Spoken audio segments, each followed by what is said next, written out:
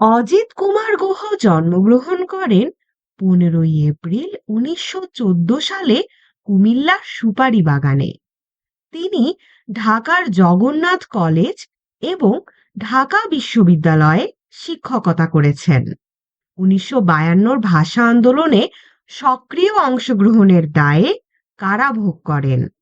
এ দেশের অসাম্প্রদায়িক ও ধর্মনিরপেক্ষ সংস্কৃতি চর্চায় তার অবদান ও সাফল্য অপরিসীম। তিনি রবীন্দ্র সাহিত্যের বিশ্রুত কীর্তি অধ্যাপক ও সুবক্তা ছিলেন।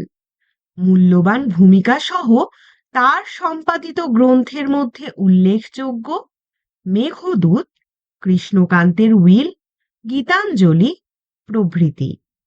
অজিত কুমার গুহ 1969 সালের 12ই নভেম্বর কুমিল্লায় মৃত্যুবরণ করেন।